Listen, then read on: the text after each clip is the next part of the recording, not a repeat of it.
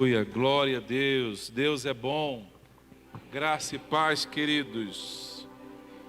Que alegria estarmos juntos nessa oportunidade. Eu quero chamar você para, de pé, lermos a palavra do Senhor em Atos dos Apóstolos,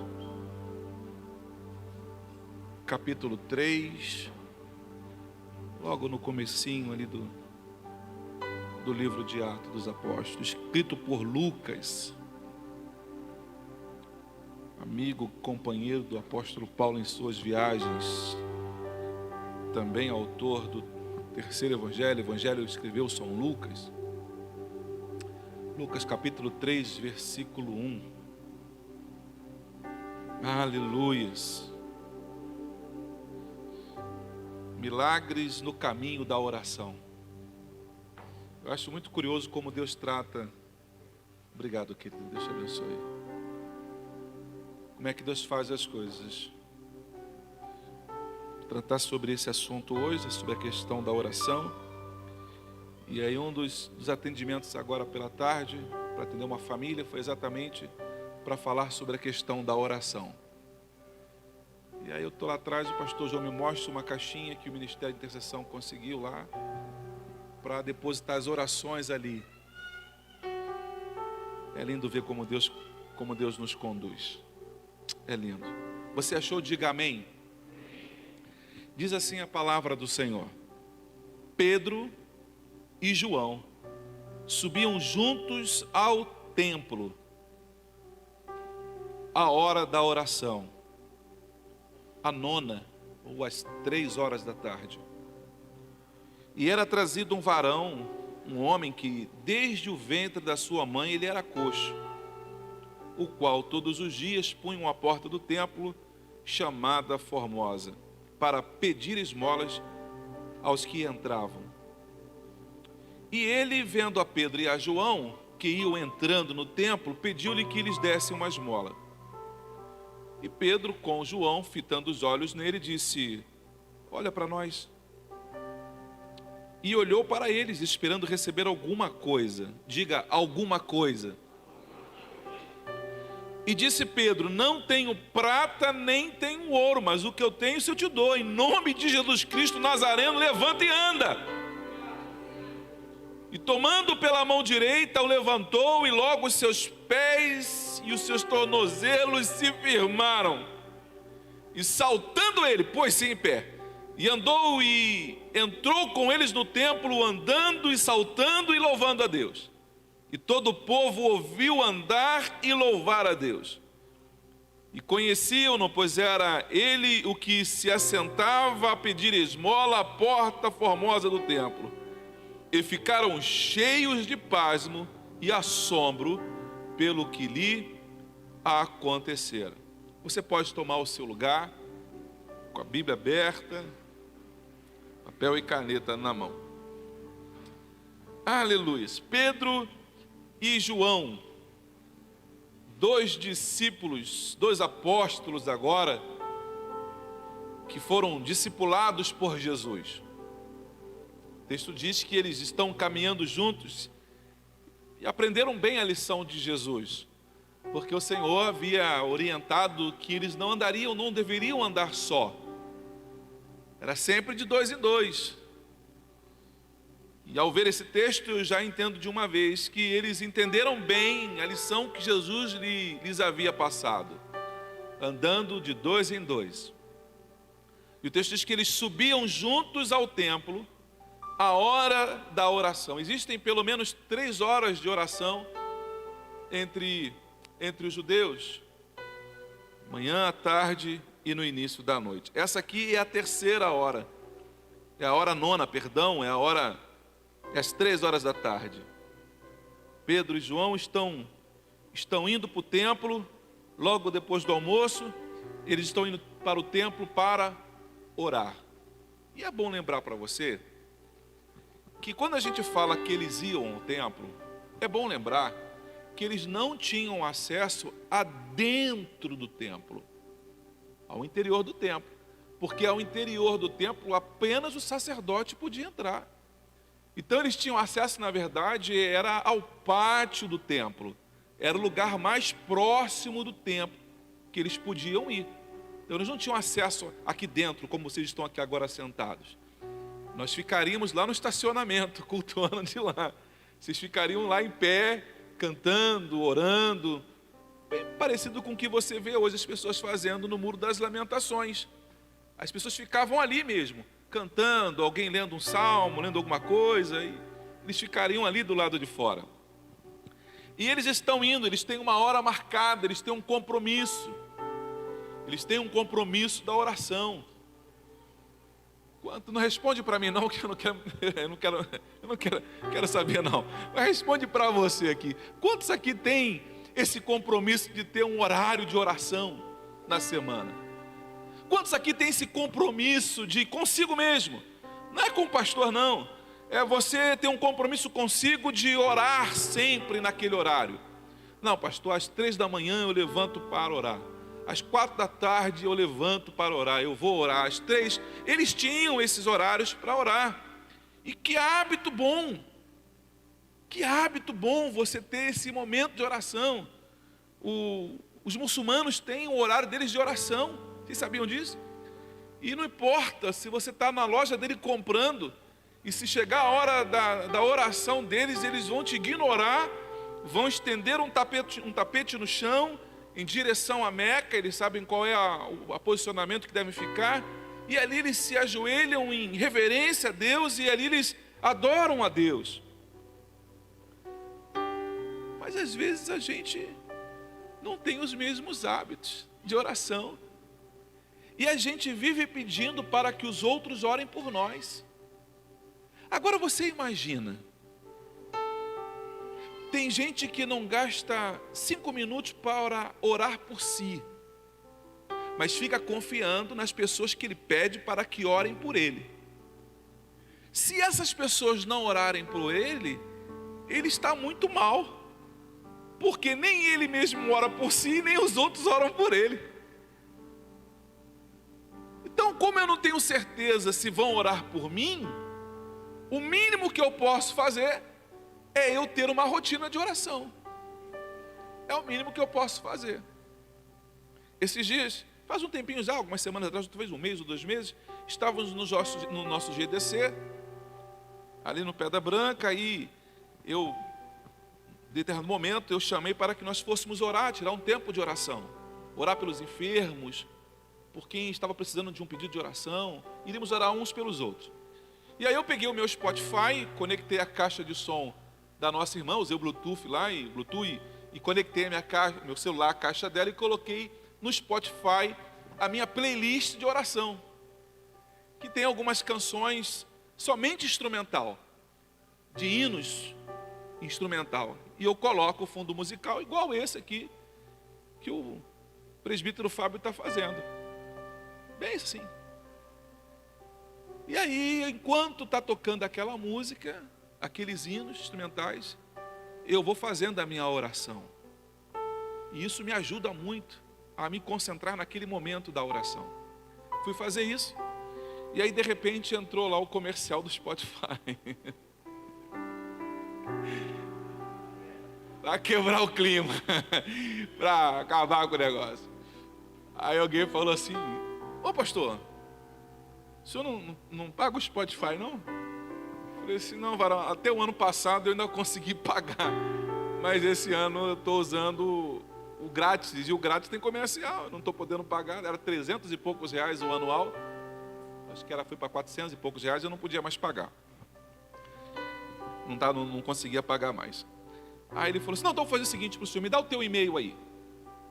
Eu falei: tá. Aí eu passei meu e-mail para ele, e ele falou assim: agora estou colocando o senhor como meu dependente, agora o senhor pode acessar o YouTube Music, só não vai ter mais comercial, então agora eu tenho o YouTube Music. Agora eu coloco lá a trilha sonora, fica tocando 48 horas ininterruptas sem nenhum comercial. Então agora Deus é bom. Eu não murmurei, eu não reclamei, né? O Senhor viu o vexame que eu passei, a vergonha que eu passei, e na hora o Senhor já me abençoou. O Senhor foi lá e: então, meu filho, eu vou te honrar agora porque você passou essa vergonha no público. Então eu boto aquela musiquinha para tocar, aquele som para tocar, e eu vou orar ao Senhor. Eu aprendi a preparar um ambiente, a preparar o clima para eu ter o meu tempo com o Senhor. E eu quero incentivar você a fazer isso. Eu tenho começado a gerar o hábito de um tempo para cá, de começar a orar, às vezes às 2 da tarde, às vezes às 3, e aí eu tiro o meu tempo de oração, e eu não quero que você entenda errado, eu não quero que você entenda que eu estou me vangloriando por causa disso, pelo amor de Deus. Eu estou dizendo para você que eu preciso estabelecer padrões de oração, porque senão eu acabo sendo levado pela agenda do dia, e eu acabo não tirando tempo de oração. Entende o que eu quero dizer? Então eu não quero que você pense que eu estou aqui querendo dizer que eu sou mais santo, não, pelo amor de Deus. Eu estou querendo incentivar você a arrumar um tempo da tua agenda, do teu dia, de manhã cedo, de madrugada, o horário que for, para que você tenha o teu tempo de oração. E anota o que eu vou dizer para você. Quero que você acredite no que eu estou te pedindo, anote isso. As coisas vão começar a apertar daqui para frente. As coisas, está filmando, né? As coisas vão começar a apertar para os cristãos daqui para frente. A batalha vai ficar cada vez mais intensa. As perseguições vão aumentar cada vez mais. E o que vai nos sustentar na presença do Senhor é o nosso momento de oração e de falar com Deus.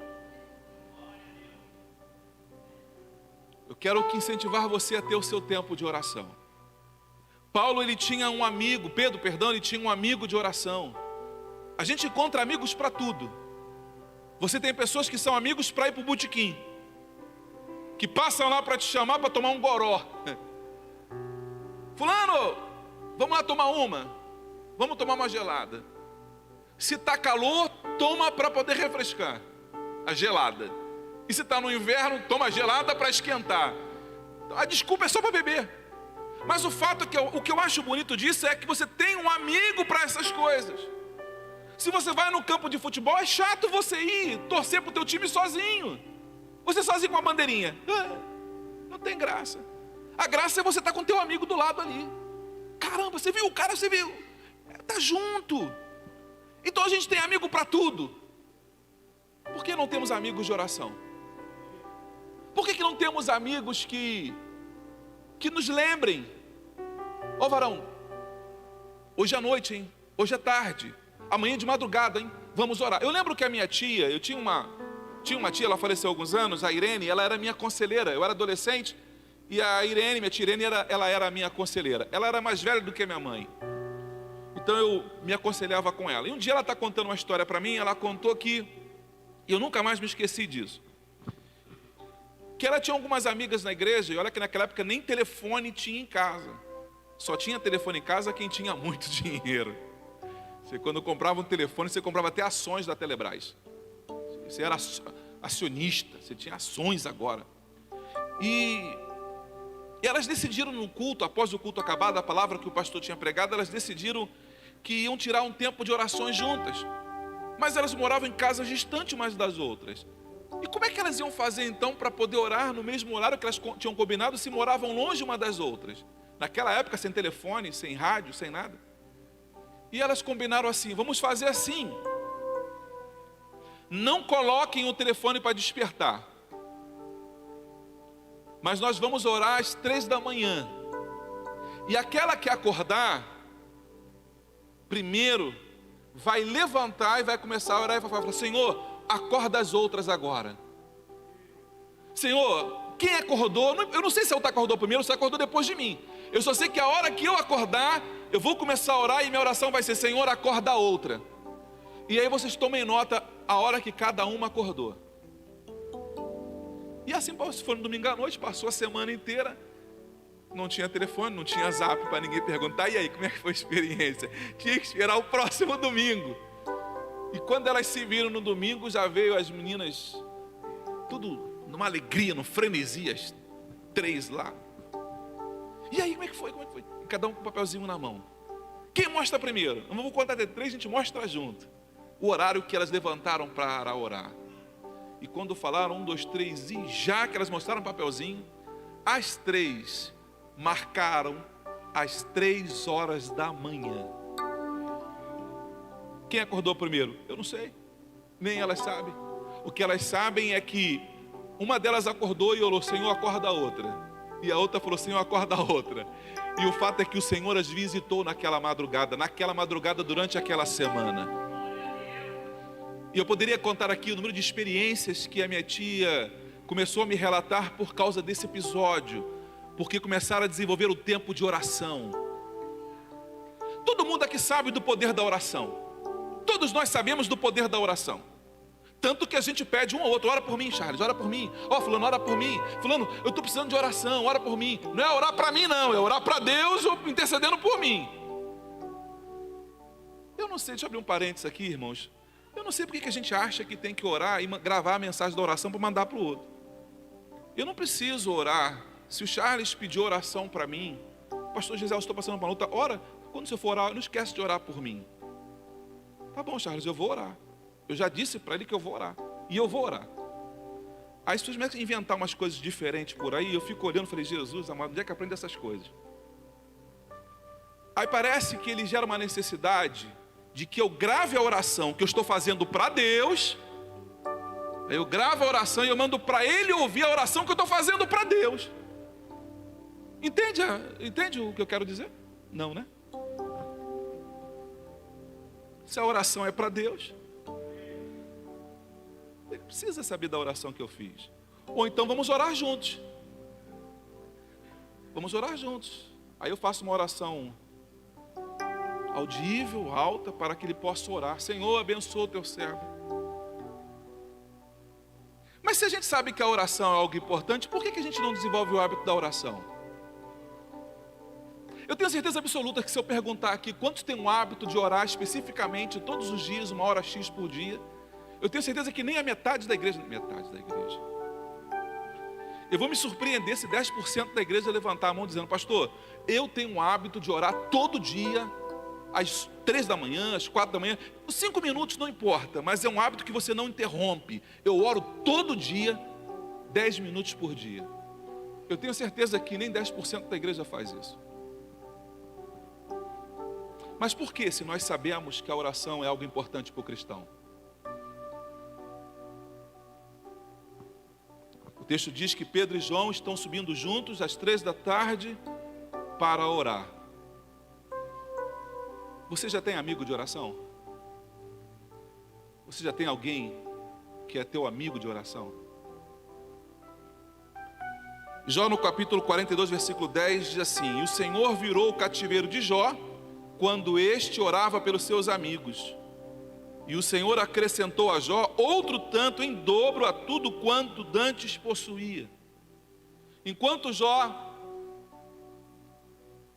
Jó começa a orar e está passando por uma luta, uma prova durante um bom tempo, e quando Jó decide começar a orar pelos amigos dele, o texto deixa claro: porque Jó começou a orar pelos amigos dele, Deus olhou e falou assim: uau, Jó está passando por uma luta, Jó está passando pela prova, e ao invés dele orar por ele mesmo, ele está passando por cima da própria dor para orar e interceder pelos amigos. Vocês viram isso? Viram isso? Vocês viram isso, anjo? Viu isso? Viu isso aí? Jó está orando, não é por ele não, está orando pelos amigos dele, mesmo passando essa luta. Desce agora e muda a história de Jó lá embaixo. Abençoa o meu servo, muda a história dele. O que eu aprendo com isso? Que quando eu começo a clamar a Deus pelos meus amigos, quando eu começo a clamar a Deus pelos irmãos da minha igreja, por aqueles que estão passando por luta, por dificuldade, Deus começa a olhar para as minhas necessidades e Deus começa a atender as minhas necessidades, porque eu não estou focando em mim, eu estou focando no próximo. E quando eu paro de olhar para mim e olho para o meu irmão, Deus visita a minha vida e a minha família e a minha casa. Eu estou gerando um coração não egoísta, que só penso em mim, só oro por mim, é só para mim, só por mim. Tiago, no capítulo 5, versículo 16, a parte B vai dizer assim: Orai uns pelos outros, para que sareis. A oração feita por um justo pode muito em seus efeitos. Orai uns pelos outros. Eu oro por você e você ora por mim. Você vai orar pela minha vida e eu vou estar orando por você. É o pastor orando pelas ovelhas e as ovelhas orando pelo seu pastor. No domingo passado eu fui interpelado ali na porta da igreja. Me parou uma criancinha, eu não sei quantos anos o neto da irmã Cleci tem. Cadê a irmã Cleci? Quantos netos tem o menininho? Tem 6 anos. Parou na porta da igreja, ali na porta. E ele veio falar para mim, 6 aninhos. Chegou em casa. Não sei que horas foi isso acontecer, eu reuni a família toda. E aí ele falou, eu vou orar pelo meu pastor. E ali diante do pai, dos avós, da mãe, do tio, ele levantou um clamor ali do jeitinho dele pelo pastor dele. Oh, como eu aprendo com isso. No domingo à noite estava todo mundo dentro da igreja. Estavam os pais que ainda não aceitaram Jesus e vieram no culto, porque uma criança se levantou para interceder pelo pastor dele.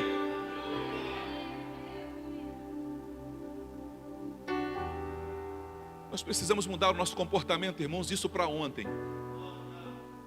A gente quer que as coisas mudem em casa, mas os meus filhos não sabem nem se eu sou crente, porque eu sou um crente 007, meio que disfarçado. Porque o filho olha e ele fala assim, o filho fica pensando assim, será que meu pai é crente? Aí ele pensa assim, deixa eu anotar aqui para ver se, deixa eu fazer uma regrinha aqui. Meu pai, nunca vi meu pai orando em casa. Na hora do almoço ele só faz assim, Deus abençoe essa joia, essa boia porque tu é joia. Tem gente que a oração é assim, até para almoçar, almoça assim, Senhor, tu é joia, abençoe essa boia. Eu não vejo papai orar, eu não vejo meu pai lendo a Bíblia, eu não vejo meu pai cantando um hino. Bom, eu vejo meu pai cantando pagode, mas cantando hino eu não vejo. Aí ele fica pensando, será que meu pai é crente? Será que minha mãe é crente? E aí, depois eu tenho que ouvir no gabinete, pastor, eu não entendo, eu estou na casa do Senhor, mas minha família não se converte. Claro, meu irmão, você não está sendo nem sal nem luz na tua casa. Como é que vai causar sede nas pessoas se você não é sal? Como é que você vai iluminar o lugar se você não é luz? O texto diz que eles subiram, e era trazido um varão desde o ventre da sua mãe, ele era coxo. Efésios capítulo 3, versículo 14 diz assim, por esta causa me ponho de joelhos diante do Pai. Eu queria começar a partir da quinta-feira que vem. É porque a gente vai começar uma campanha em agosto, que o pastor Júnior está fazendo, uma campanha para toda a igreja, mais de Cristo, 21 dias de oração. Mas eu quero começar uma campanha, não é paralela, é um propósito, com esse tema. Por esta causa, eu me ponho de joelhos. Eu quero que você pense aí agora, não precisa falar para mim não. Por que causa? Qual é a causa? Qual seria a razão que você precisaria se colocar de joelhos diante do Senhor esperando uma resposta dele? Ah, pastor, pela libertação do meu marido das drogas eu me colocaria de joelhos diante do Pai. Opa, é uma causa. Pastor, pela libertação do vício do cigarro eu me colocaria de joelhos diante do Pai para que o Senhor mude essa história. Qual é a causa que você estará disposto a se ajoelhar diante do Senhor para clamar a Ele por uma libertação, por uma cura, por um milagre? A Bíblia diz que Ana se colocou de joelhos diante do Senhor pedindo um filho, e Deus não deu um, Deus deu 4 filhos para Ana, Deus deu vários filhos para Ana. texto diz que esse rapaz ele era trazido todos os dias à porta do templo, chamada Formosa. Formosa porque o templo era muito bonito. Alguns estudiosos vão dizer que ela tinha cerca de 20 metros de altura por 18 metros de largura. Era uma porta muito linda, muito grande, por isso era chamada porta, ou a porta de Nicanor. Chamam também a porta oriental, porque é aquela porta que está fechada no templo, que diz que quando Jesus passou, a porta depois daquilo, ela foi fechada com tijolos para que o Messias não voltasse por ali. Enfim, é essa porta aqui. Mas o versículo 2 diz que ele era trazido todos os dias para pedir esmolas na porta do templo. Meu irmão, não importa a razão, mas venha para a casa de Deus. Não importa se você está vindo para pedir esmola, não importa se você está vindo para qualquer razão que seja, mas aqui dentro pelo menos você está ouvindo a palavra. Aqui dentro a mensagem vai entrar no teu coração. Aqui dentro você vai ser tocado, vai ser alcançado. Aquele homem era levado para o templo não para ter uma experiência espiritual. Ele não era trazido ao templo com outro propósito senão ganhar o dinheiro de cada dia, o sustento dele, talvez para a família. Ele não vinha à igreja por outra razão senão essa, para ganhar dinheiro. Mas o texto diz que naquele dia Pedro e João também foram à casa do Senhor para orar, porque tinham o hábito de fazer isso às 3 horas da tarde. E quando eles chegaram na casa do Senhor para orar, Deus usou Pedro e João como instrumentos de milagre na vida daquele rapaz. Pedro e João iam para o templo para...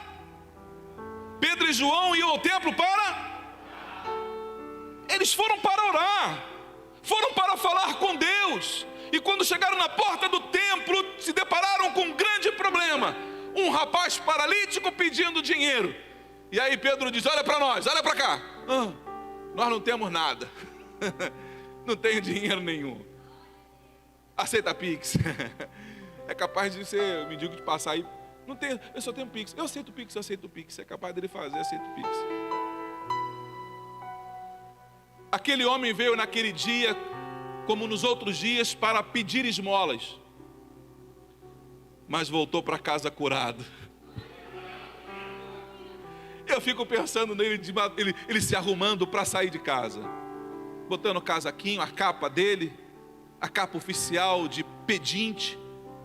Havia uma capa que ele colocava, uma roupa que o identificaria como alguém que realmente precisa de uma ajuda financeira. E ele não pode ir caminhando porque é paralítico desde o ventre. Tá pronto aí, fulano? Tô pronto já.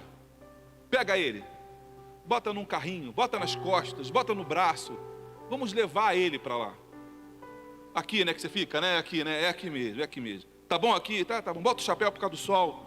Cadê o pratinho para receber as moedas? Tá aqui, bota aqui. Isso, fica aqui. Qual era a expectativa desse rapaz quando foi para a igreja? Receber algumas moedas.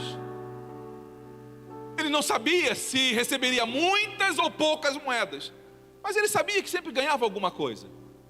A expectativa dele ao vir para o templo era apenas uma: ganhar um dinheiro para sustentar a família. Mas naquele dia, o Senhor olhou para ele e falou: hoje vai ser diferente. É igualzinho está acontecendo com você hoje. Quando você veio para cá hoje, você veio pensando: é só mais uma vez que eu vim à igreja, é só mais uma vez como as outras vezes que eu vim. Mas Deus olhou para você hoje e disse: hoje é o dia do seu milagre. Você veio aqui por uma razão, você veio aqui por um motivo, mas eu conheço o teu coração, eu sei a tua necessidade, e eu estou mudando a tua história hoje. Aleluia!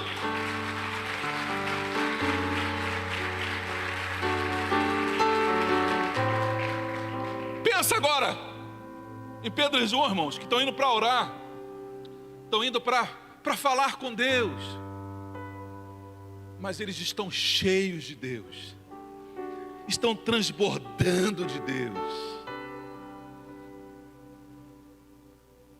e a palavra que eles têm não é uma palavra de maldição, mas é uma palavra de: me dá a mão. Em nome de Jesus o Nazareno, levanta e anda. E o texto diz que aquele rapaz que estava no chão, ele deu um pulo sobre os pés. Irmãos, ele era paralítico desde o ventre. Uma criança quando nasce, vai fazendo teus 5, 6 meses ali, dependendo da criança, ela já está engatinhando. E daqui a pouquinho o papai começa a ensinar ela a andar, coloca ela de pé, e aí ela vai aprendendo a firmar as pernas. Ainda está aprendendo, ela não tem firmeza nas pernas, porque só engatinha. Agora, segurou, aí na outra semana, ela já consegue ficar de pé, meio trêmula. Daqui a pouquinho o pai vem puxando ela vai andando um passinho, e ela cai sentada. O pai está treinando, está ensinando ela a caminhar. Algumas semanas depois, o pai solta a mão e ela dá alguns passozinhos e ela cai. Daqui a pouquinho aquela criança está correndo dentro de casa para lá e para cá, o pai está desesperado atrás: pega essa criança, pega essa criança, pega essa criança. Mas ela foi treinada. Esse paralítico não teve nenhum treinamento, mas quando Jesus curou, ensinou também a andar. Pensa, ninguém nunca ensinou a andar. Como é que faz? Tu joga... Irmãos, já serviu o quartel. É uma coisa engraçada. A gente estava marchando e você pete o bumbo nesse pé esquerdo. Então, todo mundo está batendo o pé aqui no esquerdo, né? Mas tem alguém que não consegue acompanhar o bumbo, ele bate com o pé direito. Na cabeça dele está todo mundo errado, só ele está certo. Aí o sargento para do lado e fala assim: para. Alto. Todo mundo para flexão, menos você, porque você está certo. Os 60 estão tudo errado. Vocês estão marchando errado, só ele que está certo. Paga 20 aí, porque vocês estão marchando errado e ele está marchando certo. Você fica de pé para todo mundo ver. Irmão, a gente queria pegar aquele soldado e torcer o pescoço dele, porque eu estou pagando 20 flexões por causa dele, que não sabe marchar direito e nem tem a percepção de saber que ele está marchando errado. Jesus, quando faz o milagre, diga: Jesus faz completo. Jesus não faz milagre nenhum pela metade, irmãos. Jesus não faz nada pela metade. Levanta, rapaz. Eu levantei. Eu consegui ficar de pé. Agora anda. Eu não sei andar. E de repente ele... Não é isso que você vê no texto. O texto diz que ele começa a andar. Mas o texto diz que ele não só anda, que ele também pula. Meu irmão, Deus vai fazer na tua vida muito mais do que você imagina. O milagre que você está pensando é muito pequenininho em detrimento daquilo que o Senhor tem. Você está pensando que vai receber umas moedas para viver mais uma semana, e Deus está dizendo para você: eu vou te fazer andar sobre as suas pernas. Você vai correr, você vai saltar e você vai pular montanhas. É o Senhor quem te toma pela mão. Deus vai fazer muito mais na sua vida do que você imagina, meu irmão. Deus vai realizar muito mais do que você imagina. Está pensando que vai ganhar algumas moedinhas? Esquece isso, irmão. Não importa o motivo que te trouxe à igreja hoje. Se você veio, algo extraordinário já está acontecendo na tua vida. O versículo 5 diz assim: e olhou para eles, esperando receber alguma coisa. Claro, porque Pedro falou: ô rapaz, olha para a gente. Eu quero nem olhar para o pedinte, nem olhar para quem estava pedindo, ele olhava. Estava de cabeça baixa. Mais molinha para o mendigo, mais molinha aqui para o aleijado. Não, nem olhava para cima. Pedro fala assim: ó, olha para mim, levanta a tua cabeça. Pedro está dizendo: levanta a tua cabeça. Pare de olhar para o chão. Pare de olhar para a terra. Porque quem vive olhando para o chão não pode ver as estrelas brilhando na amplidão. Quem vive olhando para o chão não tem condições de ver o que Deus está fazendo aqui em cima. Deus está dizendo para você hoje: levanta a tua cabeça, meu irmão. Nada de ser envergonhado. Você não precisa se sentir envergonhado mais, porque Deus está mudando história hoje, essa história de perseguição, essa história de aleijado, essa história de preconceito, Deus está dando um fim hoje. É por isso que Ele diz: levanta a tua cabeça. Levantar a cabeça fala de honra, levantar a cabeça fala de dignidade, levantar a cabeça fala de olhar altivamente e andar sem vergonha pela rua, sem ter do que se envergonhar. Sem ter do que se envergonhar.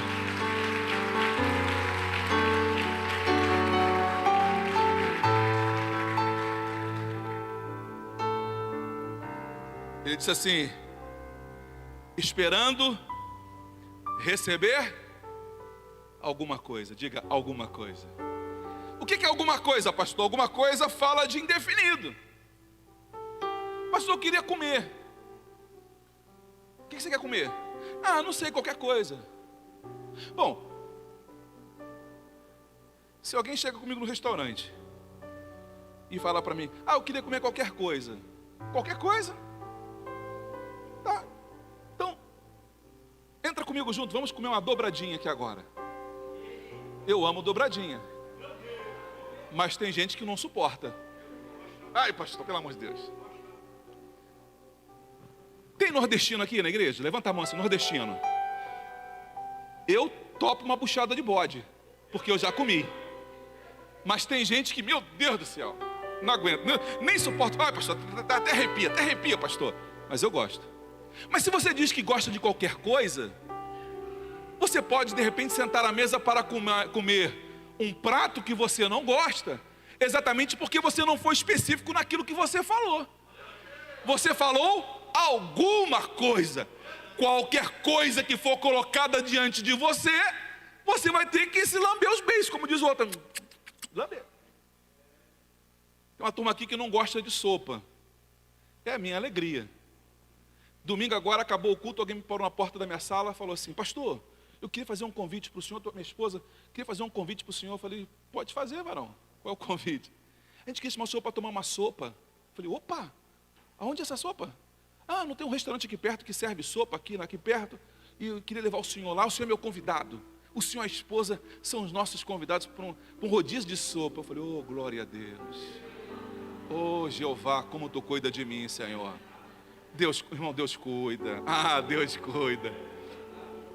Aí eu falei: vamos embora. Aí ficaram ali conversando. Quando a gente foi sair, a esposa dele falou assim: ó, essa hora já fechou o restaurante, não tem mais sopa essa hora. Eu falei: puxa vida. Então vamos ali comer uma picanha? Eu falei assim: Mara, eu estava alegre com a sopa, eu estava feliz porque eu amo sopa. Agora, sair de uma sopa para uma picanha é a paixão nacional, né? É a picanha. Ganha-se até eleição prometendo picanha. Então, o povo gosta de picanha.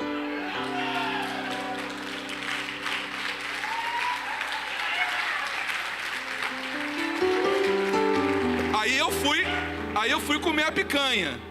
E eu, cada mordida, eu falava: glória a Deus, aleluia, Senhor, tu és bom. Aprenda a ser específico na sua oração, meu irmão. Aprenda a ser específica na sua oração. Não diga qualquer coisa. Seja específica. Senhor, eu preciso disso. Senhor, tu está vendo que eu preciso daquilo. Seja específico na sua oração. Deus me conhece melhor do que eu mesmo. E ainda que eu não saiba o que eu quero e do que preciso, Deus sabe o que é melhor para mim. Deus sabe o que é melhor para você. Às vezes a gente não sabe o que pedir. Às vezes a gente não sabe, mas eu não sei se isso é bom para mim, não sei se vai me fazer bem. Aí o Espírito Santo entra em cena. Quando eu não sei o que falar, o Espírito Santo vai lá e fala: pai, o que ele quer é isso, é porque ele não sabe pedir. Ainda é um menino na fé, está aprendendo a falar, está ao beabá ainda, não sabe falar direito, não tem muita intimidade contigo, mas o que ele está precisando é isso aqui, é o que ele precisa, é o que ele precisa. Jeremias capítulo 29, versículo 11 e 12, o profeta vai dizer assim: eu sei que pensamentos tenho de vocês, diz o Senhor, são pensamentos de paz e não de mal, para dar-lhes um futuro e uma esperança. Então, vocês invocarão a mim, se aproximarão de mim em oração, e eu os ouvirei.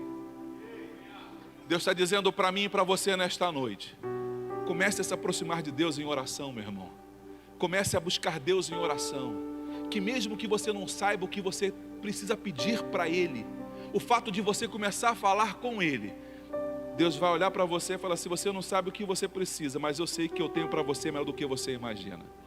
Porque nem olhos viram e nem ouvidos ouviram, e nem jamais penetrou no coração humano aquilo que Deus tem preparado para aqueles que o amam. Deus tem coisas grandes para a tua vida, meu irmão. Deixa eu correr com a hora. Versículo 6 diz assim: e disse Pedro: não tenho prata e não tenho ouro, mas o que eu tenho isto te dou. Em nome de Jesus Cristo Nazareno, levanta-te e anda. Eu fico imaginando Pedro falando para o rapaz: olha para mim, olha para mim. O rapaz olha. Aí quando ele olha, Pedro fala assim: olha, eu não tenho prata e não tenho ouro. Aí talvez o aleijadinho ia falar assim: não, mas pode ser uma rapadura, porque aí eu posso adoçar lá o café lá em casa. Não, não tenho prata nem ouro. Não, não precisa, pode ser um vale transporte. Olha, eu não tenho prata nem ouro, não tem problema, mas pode ser um vale refeição. Eu não tenho prata nem ouro, não tem problema, mas pode ser uma quentinha. A resposta dele, de Pedro e João, foi: não tenho prata e não tenho ouro, mas o que eu tenho isso te dou. O que ele tem? O nome precioso de Jesus. Eu corri aqui dentro da igreja, com a Bíblia na mão, tentando achar um assembleano raiz. Eu achei alguns Nutella por aí, não vou dizer onde estavam não. Eu queria cantar agora eu cantaria o hino 531 da harpa cristã. Nome precioso. É um hino que fala quão precioso é o nome de Jesus. Uma das refrões, uma das estrofes do hino vai dizer assim: o nome dele é a arma que você precisa na hora da luta. Pedro e João estão dizendo: eu não tenho prata, eu não tenho ouro, mas tenho algo muito mais valioso do que prata e ouro. Eu tenho algo muito mais forte.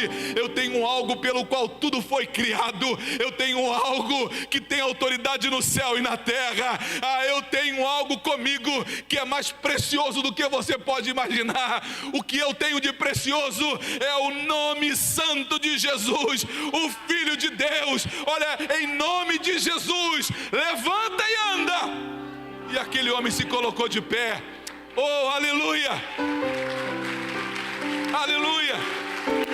1 Coríntios capítulo 6 e versículo 11, Paulo vai dizer assim: nos diz que o nome de Jesus nos lava, nos santifica e nos justifica do pecado. Eu sou justificado, sou santificado e sou lavado por causa do nome de Jesus. Sabe por que você foi salvo um dia, meu irmão? Por causa do nome de Jesus. Por causa do nome de Jesus. Foi por causa do nome dele que um dia você encontrou salvação para a tua vida. Foi por causa do nome dele que você foi santificado pela palavra. Em Marcos capítulo 6, versículo 17 e 18 diz assim: disse Jesus: em meu nome expulsarão demônios, falarão novas línguas, pegarão em serpentes, e se beberem alguma coisa mortífera, não lhes fará mal. Se impuserem as mãos sobre os enfermos, eles ficarão curados. Tudo por causa desse nome santo, tudo por causa desse doce nome, tudo por causa desse nome precioso, por causa do nome dele. Eu levanto a mão sobre o enfermo e a palavra diz que eles serão curados. A Bíblia diz que por causa do nome dele, os demônios têm que se submeter à minha palavra, à minha autoridade. É o nome dele. É o nome dele. Filipenses capítulo 2, versículo 9 a 11 diz assim: Por isso também Deus o exaltou soberanamente e lhe deu um nome que está acima de todo nome, para que ao nome de Jesus se dobre todo o joelho nos céus e na terra e embaixo da terra, e toda língua confesse que Jesus Cristo é o Senhor, para a glória de Deus Pai. Aplauda o Senhor, porque o nome de Jesus é poderoso. O nome dele é poderoso. O nome dele é poderoso. Oh, aleluia. Você tem a garantia, meu irmão, de que se você usar o nome dele, não use em vão. Não use o nome do Senhor teu Deus em vão, é o que diz a palavra. Mas a hora que você estiver passando por um aperto, a hora que você estiver passando pela prova, grita o nome de Jesus bem alto. Oh, Jesus, vem me socorrer. Ah, meu irmão, não falha. Não falha. Você pode gritar o nome de Jesus, porque Ele vem ao teu encontro. Às vezes você está na praia, abusa um pouquinho da experiência nadando, e vai lá para onde o pé não está batendo mais na areia, e de repente você se percebe correndo o risco de morrer afogado. Às vezes não consegue gritar pedindo socorro. Socorro! Está bebendo água, não consegue pedir socorro. Mas quando você clama o nome de Jesus, não importa o quão profundo você esteja, não importa a quantidade de lama sob os seus pés, não importa as correntes que prendem as suas pernas, mas se você grita o nome de Jesus, o Senhor se levanta para vir socorrer você. O texto diz que Pedro estava caminhando sobre as águas, e de repente Pedro se viu afundando. E aí eu penso em Pedro gritando: Jesus! Jesus, eu estou afundando! E o texto diz que Jesus prontamente estendeu a mão e pegou na mão de Pedro. Basta você gritar o nome de Jesus, meu irmão, e a mão dele vai ao teu encontro onde você estiver. O versículo 8 termina dizendo assim: e saltando ele pôs-se em pé, e andou, e entrou com eles no templo, andando, saltando e louvando a Deus. Qual tem sido a sua reação depois de ser abençoado por Deus?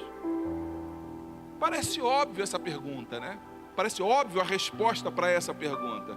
Ah, pastor, depois que Deus faz um milagre na minha vida, o que eu faço? Sim, parece óbvio, mas não é. Tem muita gente que depois de receber o milagre do Senhor desaparece da igreja.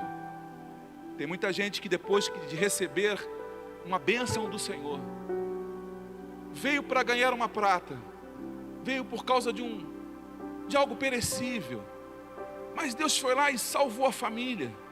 Deus curou a enfermidade. Deus também, inclusive, mudou a vida financeira. Aí, porque mudou a vida financeira, comprou um carro. A primeira coisa que ele faz agora é decidir curtir o carro longe da casa do Senhor. Comprou a casa de praia. Aí agora, os finais de semana, ele tem que curtir a casa de praia. Aí deixou a casa do Senhor. Qual tem sido a sua reação depois de ser abençoado por Deus? Porque esse homem, o texto diz que a primeira coisa que ele faz é entrar no templo. Isso mostra para mim, Charles, o que estava no coração dele. Irmã Marley, ele estava a vida inteira sentado na porta do templo, vendo as pessoas entrarem e saírem. Algumas sendo curadas, outras sendo restauradas, sendo abençoadas, visitadas por Deus. E os anos estão passando e ele está ali só na expectativa de plateia, só observando, mas não vivendo um milagre. Mas quando Deus cura ele, que ele dá um salto, a primeira coisa que ele faz não é correr para casa para dizer para ninguém que foi curado. A primeira coisa que ele faz é entrar na igreja. A primeira coisa que ele faz é vir na casa do Senhor para dizer: Senhor, a ti toda a glória, a ti toda a honra, a ti todo o louvor. Senhor, obrigado pela minha cura, obrigado pelo meu milagre, obrigado pela restauração do meu casamento, obrigado pela gravidez, porque a minha esposa não podia engravidar, porque eu não podia engravidar a minha esposa, e o Senhor veio com milagre, o Senhor mudou a minha história. Obrigado por restaurar o meu casamento. A primeira coisa que ele fez foi entrar no templo, e o texto diz que ele saltava. Por que saltava? Isso mostra o tamanho da alegria, da felicidade dele, e o texto diz que ele louvava a Deus. Aí eu olho para a igreja hoje, e a impressão que a gente tem, olhando daqui, é que Deus não fez nada no meio do povo.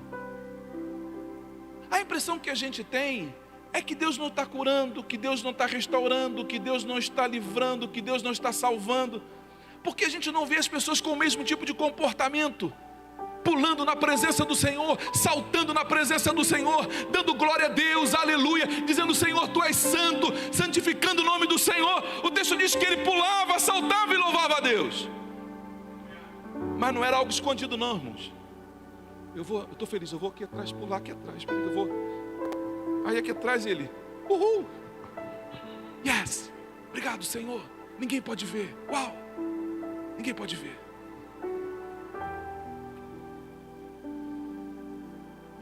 O versículo seguinte vai dizer assim, versículo 9: e todo o povo ouviu andar e louvar a Deus.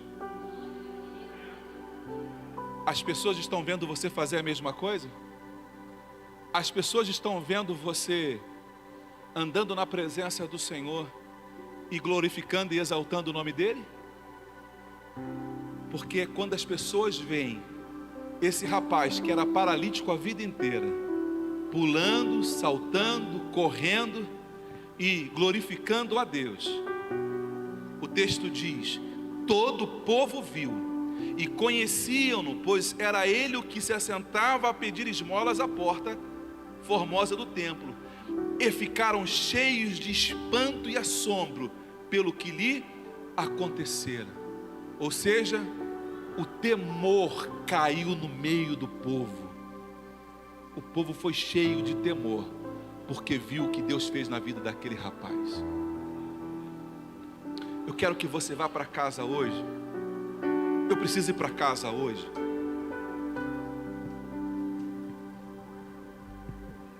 E pensar sobre como eu tenho demonstrado a minha gratidão pelo que Deus tem feito na minha vida. Não adianta, irmãos, eu ficar muito feliz pelo que você fez por mim e eu não declarar isso. Alguém te faz alguma coisa e você vai embora. Falou: mas não, eu estou satisfeito, eu fiquei feliz. Você nem agradeceu. Não, mas eu estou grato. Como se você nem agradeceu? Se você nem demonstrou gratidão?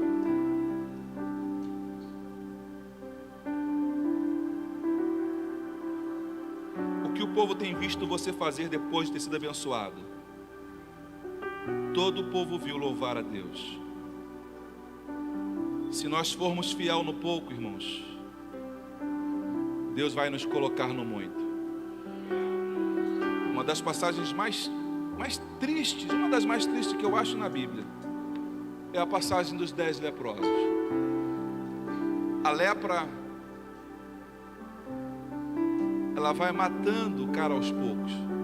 Perde um dedo, vai perdendo a orelha, perde o nariz, vai perdendo os membros do corpo gradualmente. Exalam cheiros de morte. Vinham 10 leprosos. A Bíblia diz que Jesus curou os 10. Os 10. Mas a Bíblia diz que apenas um voltou para agradecer. Por que esse texto está na Bíblia? Porque Deus estava ensinando para os discípulos para guardar o coração da ingratidão.